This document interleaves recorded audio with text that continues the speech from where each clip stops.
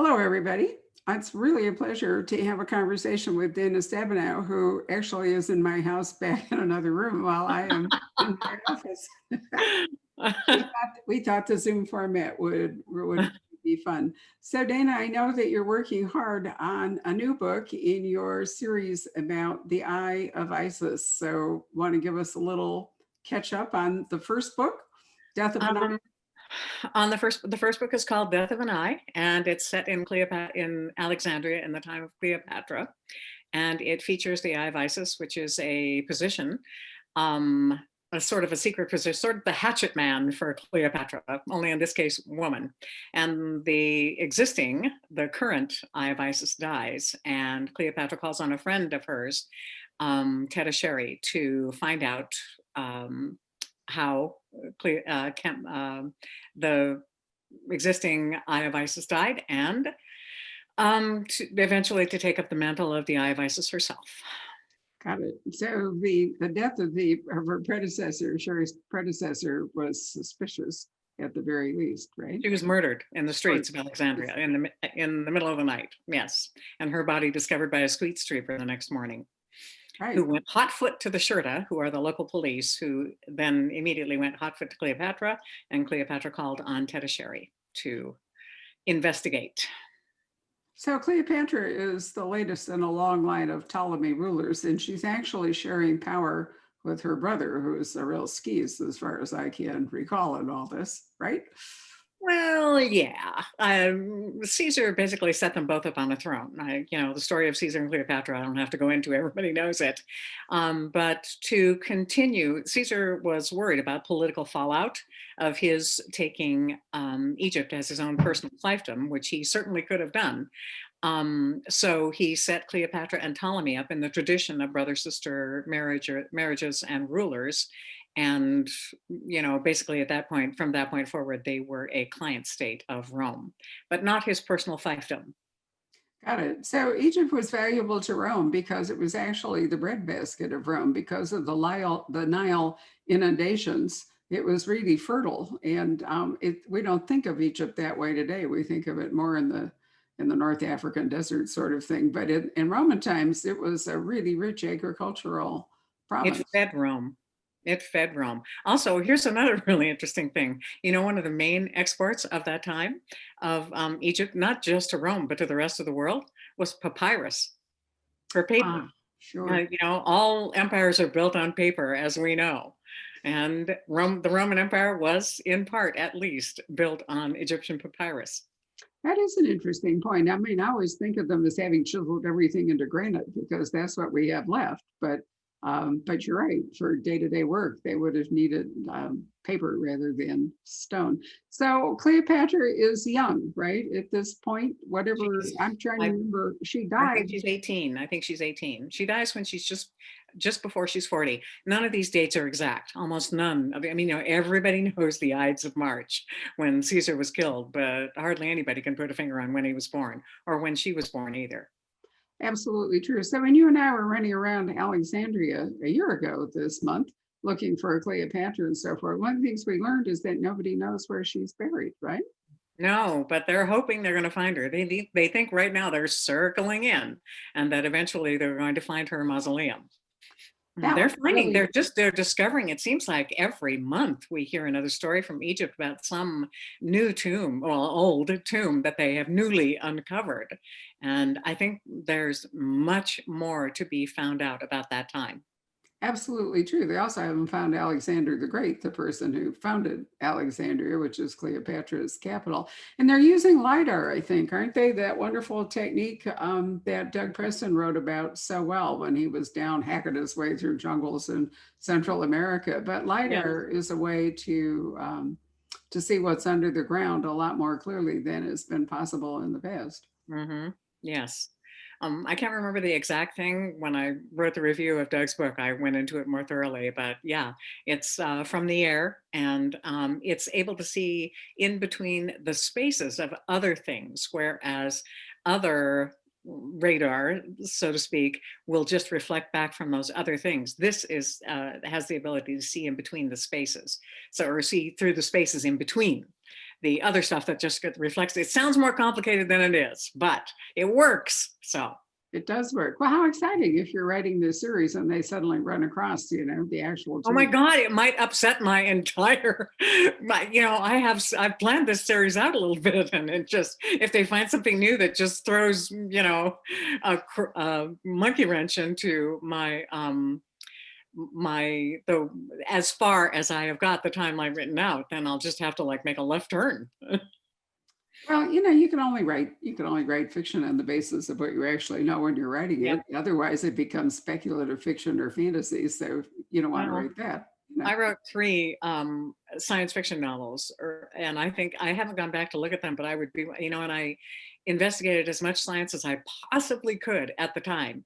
And it was as good as I could possibly make it at the time, as based on real science as I could possibly make it at the time. I'm pretty sure if I went back and I read it now, 30 years later, it would all be so dated. I probably couldn't bear it. Well, absolutely true. And actually, generally, one of the advantages of writing historical fiction is it doesn't date because it's already dated. But Yes. you're right. New discoveries certainly could cast an interesting light. Well, let's switch over to Kate. While I was fiddling around with Zoom here, apparently unable to work out how to actually start this meeting, which occasionally happens, I looked up No Fixed Line because I was sending an order to your publisher, and there is a paperback due out on February 1st. So yeah, I hadn't even had a chance to tell you previously. So I just ordered a bunch. But Okay. let's talk a little bit about Kate and No Fixed Line. And let's go back to, in fact, the book before it, because there was a gap before Kate came back. Mm-hmm. Yeah, thanks a bunch, Barbara. Now I'm trying to remember what those books are about. Well, I can tell you, I mean, I'm the editor, so I ought to be able to remember this too. But No. in the first one, Kate has been MIA, and we run across her secret undisclosed location when there's isn't this the one with the plane crashes? This is the one where the plane crashes, yes. Right. And she's basically exploded out of her bolt hole. Yes. Which is a good thing. And we learned a lot in it, I think. Actually, no, Barbara. No, you jumped, no, because what I was afraid of. Yeah. I think I'm telling you, I don't remember from one book to the other. Well, I'm embarrassing myself too. Let's just say that Kate is back and recovers. Less than a treason. Yeah, I can remember the title. That's it. No less a treason. She recovers from her trauma, although it's taken her quite a while, and eventually. Well, Jim is in recovery too. Right. Jim is in recovery too. It's both of them. Their stories are told in parallel in that book. Yeah. Yep. And so we also go back in one book or the other, and we learn more about Jack's ex-wife, who turns out to still hold a significant grudge. Well, she's also used. She's every bit as much as used as she is a user, I think. I had a little sympathy for Jane in this book. It's the first time. So, but in the end, she sided with evil instead of with good. So some of the things you've been writing about are things that are really coming to the fore at the moment with, drilling into the Arctic, but at the same time, the mine, apparently the gold mine, which figured in one of these books, as an evil exploitation of Alaskan resources. This, as you often say to me, what Alaska does best is take stuff out of the ground. I mean, that's and out of the water. That's all we do, is pull stuff out of the ground and pull stuff out of the water. Yes. Right. The twin pillars of Alaskan economy. But anyway, the Pebble mine has apparently been blocked for now. But I'm gathering that going after more oil is maybe a last minute thing, although with any luck, maybe litigation will stop it before it can become reality. Well, they're going to receive significant pushback from the people who live in the area. Right. So as you're writing, Kate, you've been writing about Alaska politics, and you've been writing about Alaska resources and so forth. Have the events of the last couple of years inspired you to take a, wider view, or are you sticking with Alaska, or are you going to venture? As far as the Kate series are concerned, I'm probably going to be sticking with Alaska, and the Liam series as well. I think those are Alaska centric, and Alaska is so big and so incredibly diverse as when it comes to population and to geography, um, that I just think the stories there are limitless. Like, Absolutely true. I took a geography quiz in which the thing said, you know, no one's ever passed this quiz. So I thought, well, I will certainly prove them wrong. And actually, I did pretty well. But one of the questions is, which state has the largest coastline? And you know, for forever, the answer was Michigan. But when I was a kid, but not anymore. well, Alaska has about 35,000 miles of coastline. I told that to someone from, I forget where he was, a long time ago. I told him that, and he didn't believe me. He flat disbelieved me. He just, oh no, that can't possibly be true. But if you count all the islands and all the archipelagos and all the peninsulas, you go all the way around from, border to border, it's about 35,000 miles, It's larger than the circumference of the earth. Yeah, it's tremendous. I mean, I have sailed from Vancouver, you know, north, and I've sailed from Seward all the way around Alaska and then over the top of Canada. So I can truly say that it is a huge coastline. It was exciting to go into the Bering Sea. I mean, for somebody who grew up in Chicago, where, you know, Lake Michigan is the only body of water and it's also in the wrong direction. I mean, I to this day am programmed that all bodies of water are to the east. I mean, No. well, I'm serious. It was the orientation. When I was at Stanford, I never could get it right. I was absolutely sure the Pacific Ocean was over there east, even though it was the bay. But you know, it's hard. It's hard to ditch your reference points. You know, the way you grow up. And so in Alaska, the Bering Sea is obviously west. Hmm. You know, it's like Tolkien. You know, if you're going to, you know, march off with the elves or something. So I thought it was really exciting to see all that. There's a very good thriller out by Mark Cameron, who's an Alaskan writer, and I hope I'm going to introduce you to him at some point. He is Alaska, trying to remember if he's a PI or a cop in his own series, but he's also writing for Tom Clancy. And in his new book, Tom Clancy, the Something of the Dragon, the Bering Sea is a major player. There's a Chinese submarine that goes to the bottom of the Bering Sea, and because it's trying to escape all detection, there's just really, really faint signals. So, you know, part of the excitement is, will they rescue all these Chinese sailors? Will they The even Arctic, detect the signal? the Arctic Ocean is going to be a place of interest to many, many world powers in the future because of the melting sea ice. I mean, they're already running freight over the top. Um, it's going to save a lot of gas. So I'm imagining that fiction is going to follow fact right along.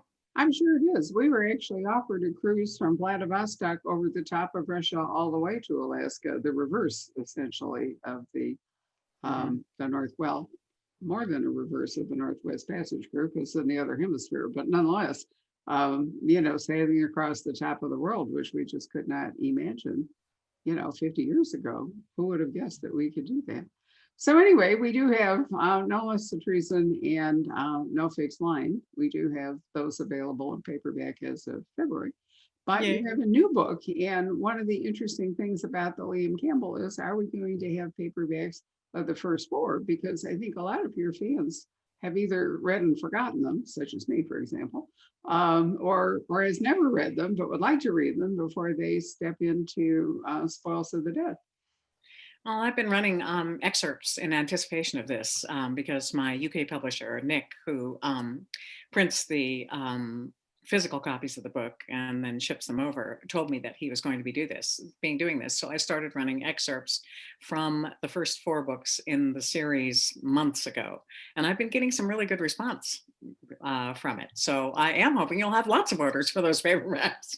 Well, me too. I'll first have to figure out how to get them. So when you set out to write Liam number 5, did you have to go back and reread the first 4 to remind yourself of what had happened and who the characters were and all those useful things?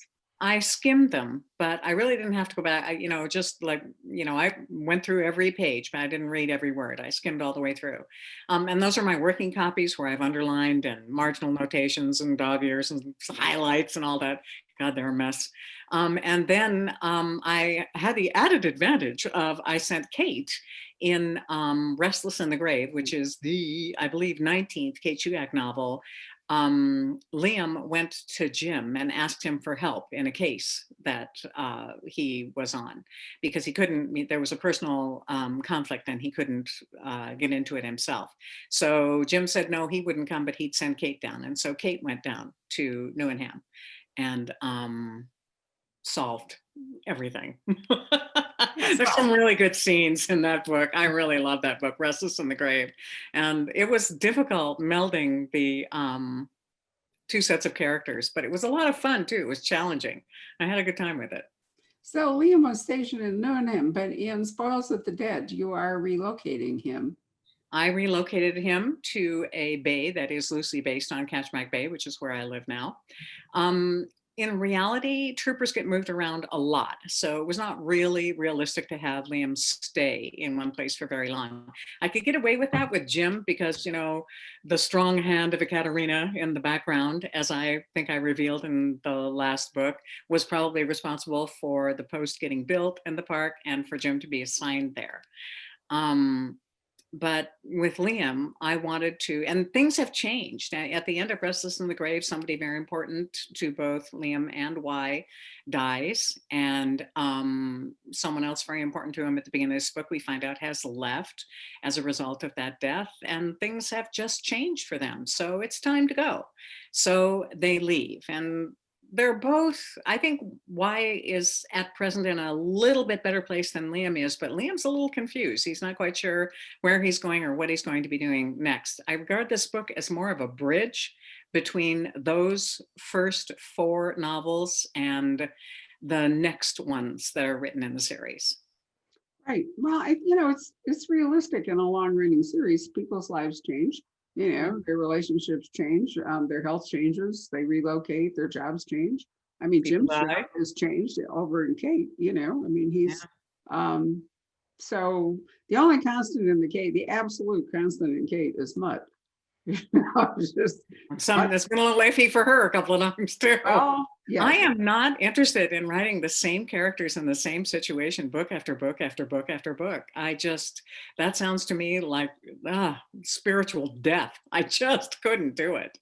Not with any conviction. I certainly couldn't. I would be bored writing them, and the reader would for sure be bored reading them. Well, I agree with you. And I think, you know, giving them a transitional book going from Wynn and Liam, from where they were to a new place is fun. But what I really liked about Spoils of the Dead, is that you were able to bring in a lot more Alaskan landscape, a little bit different than some of what you've written about. I mean, Wynn is, after all, flies herself. So, you know, you have a aerial view of things. That is I hope the readers put up with that. I really do, Barbara, because I did indulge myself and allow her. I've made that flight myself. And I indulged myself, and I split it up into 2 parts. I think with your help, you pointed out that I should do that. And I let her like sightsee. And I hope that I introduced that entire area to the reader through her eyes. I thought you did it very well. I mean, you know, of course, I've been to Alaska often, and I think it's a magnificent state. But, you know, the books are about the characters, but they're also about Alaska. They're also about the landscape. And so to have an opportunity to spend some time, you know, in a part of it that we're not so familiar with, as, say, the park. That was one of the things that the plot lent itself to in No Fixed Line. I was able to put Kate and Jim in a plane, and they had to fly a bunch of different places. I really love doing that. Alaska is very much a character of the Kate Shugak series and the Liam Campbell series. Well, it is. Yeah, and you also point out to me that sorry, the pin is weighing down my sweater. I hate looking at myself when I'm doing this because I'm always adjusting my clothing the wrong way too, because it's a mirror image. But what was I going to say? Something profound there. What? Well, I've lost it. Let me go on then for a minute. I'm sure it will come back to me. Alaska being a character. Right. No, I got that. I'm just, it'll return. We already welcome to my world. We did this today on our walk, you know. Yes, we did. Ray Brown. Just a factor of aging, you know, the aging brain. Yes. Anyway, the other thing that I thought was really fascinating is that you were able to bring in some Alaskan history into because of this area where they're going. I don't want to spoil the plot or anything, but it turns out that there is some worthwhile Alaskan history that we get to learn in a different place. You did that so well in the book, whose title I will never remember, where you bring in the influenza epidemic, and we get to go, to the Alaska Village World, Sam, Hmm. and and learn, see Alaska in a different time when it's being threatened by influenza and so forth. It was Though Not Dead. Thank Yeah. you. Oh, good. You can remember your titles. That's excellent. That's my favorite Kate book. So, that's easy for me. Okay, but I really enjoyed this book. I thought that you had an opportunity to show us, some different Alaskan history, which and the short but memorable character arc of one guy, which we worked in. I thought really was wonderful, and it reminds me of the same thing you said to me. I think it was Fire and Ice. Is that the one with the mushrooms? No, that's Play with Fire. Okay, well, close, was fire Mhm. in it. Anyway, Play with Fire, I remember you're saying to me, and I've always remembered this, that Alaska, being a frontier state, is a place where the radical right and the radical left, tend to migrate. A place like that attracts extremes, people who Mhm. want to disappear, people who, have. People who are- want to live without, without the yoke of authority. Yes, People don't want anybody in authority looking over their shoulders. yes. Well, we won't make any modern parallels, but No. nonetheless, I do think I think of that, and this character in Spoils of the Dead is very much in that vein. I think where he gets. There's also a fair amount of exploitative characters. I mean, from the Klondike Gold Rush and up. And I was thinking, Always. talking to Lori and Les last night about their Sherlock Holmes book, that the people who really made money off the Klondike Gold Rush were the people who opened stores and the Oh, people who yeah. ran brothels, because you need a whole supply side to sustain a rapidly growing population. And One so, of the one of the great stories about the Klondike, and in particular in Dawson City, is that the staff from the saloons would go underneath the saloons and they would rake up the gold dust that had sifted between the boards to the ground beneath. And that would be basically their tip for however long it had been sifting down. But they literally did that. They literally did that. And in this case, in Spoils of the Dead, the guy who starts this town is a grifter and a thief from outside who comes up and sells land that isn't his. yes, like they do in Florida. My grandmother once got caught in a Florida land scheme like that. I've always remembered it. She bought some, lot somewhere in the swamp, and it all turned out to be one of those real estate scams. Yeah, Yeah, those are, I think, endemic to frontiers. well, yeah, I think they are too. But anyway, I think there's a lot to love in this Spoils of the Dead, and I'm Yeah. really looking forward for your fans to connect with it. And I will do my very best to get a hold of the earlier paperbacks. I can say, for those of you who are being impatient, that they do exist as audiobooks.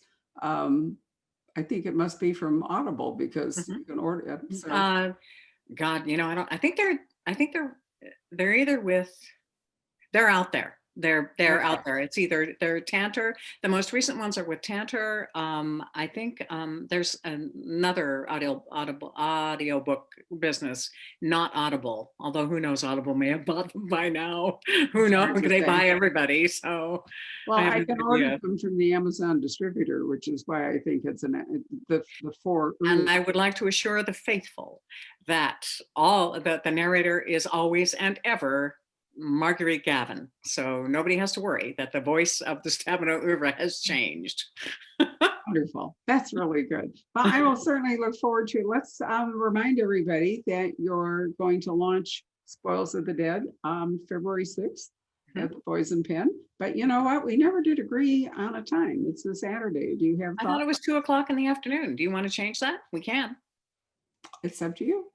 Let's go for now, 2 o'clock Mountain Time, which would be 4 o'clock Eastern Time and 1 o'clock Pacific Time. But we might fool around with that a little bit. But anyway, the key date is February 6th, and the books we Dana's not going to rush off like she did last time. So we have to chase her all the way to Alaska for extra books if we run short. So we should be okay. But I'm really looking forward to having them and to selling them, Dana. Thanks for talking to me this morning. Entirely my pleasure. Thanks, All Barbara. righty. Bye. Bye.